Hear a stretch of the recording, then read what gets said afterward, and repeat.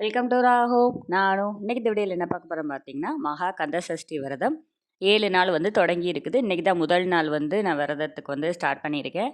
நான் வந்து 48 நாள் வந்து பார்த்திங்கன்னா நான்வெஜ் சாப்பிடாம விரதம் இருப்பேன். ப்ளஸ் வந்து மந்த்லி வந்து 2 டேஸ் வந்து சஷ்டி விரதம் வரும் இல்லைங்களா? வளப்பிறை சஷ்டி, தேய்பிறை சஷ்டி அந்த 2க்குமே வந்து பார்த்திங்கன்னா 2 வேளை சாப்பிடாம 1 வேளை மட்டும் சாப்பிட்டு நான் விரதம் இருப்பேன். அதனால் இந்த 7 நாள் விரதம் அப்படின்றத நான் கண்டினியூ பண்ண மாட்டேன்.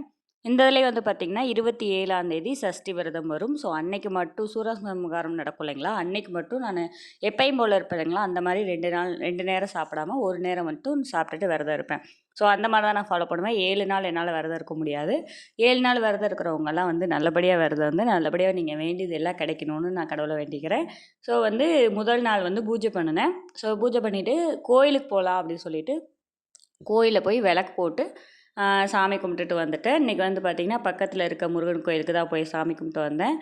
நம்ம வீடியோ பார்க்குறவங்க வந்து யார் யார் வந்து என்னென்ன விரதம் இருக்கிறீங்க அப்படின்னு சொல்லிட்டு கமெண்ட் பாக்ஸில் கமெண்ட் பண்ணுங்கள். பால் பழ விரதமா, இல்லை வந்து மிளகு விரதமா, இல்லை ஒரு வேளை சாப்பிட்டு விரதமா, இல்லை 2 வேளை சாப்பிட்டுட்டு விரதமா? ஸோ எந்த மாதிரி விரதம் இருக்கீங்க? இல்லை நாங்கள் நார்மலாக சாமி கும்பிட்றோம், இல்லை காப்பு கட்டியிருக்கோம் அப்படின்னு சொல்லிட்டு என்ன பண்ணுறீங்களோ அதெல்லாம் வந்து கமெண்ட் பாக்ஸில் கமெண்ட் பண்ணுங்கள். கோயிலில் வந்து பாட்டெல்லாம் பாடிட்டு இருந்தாங்க.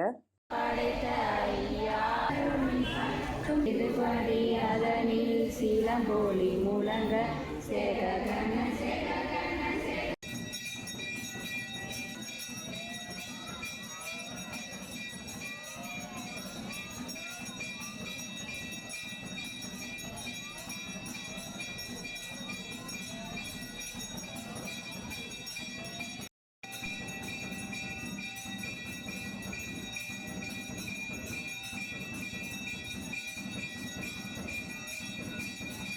பிரசாதம் வாங்கிட்டு கிளம்பிட்டேன். இது போன்ற வீடியோக்கள் தொடர்ந்து பார்க்க நம்ம சேனலில் சப்ஸ்கிரைப் பண்ணுங்கள், லைக் பண்ணுங்கள், ஷேர் பண்ணுங்கள். தேங்க்யூ.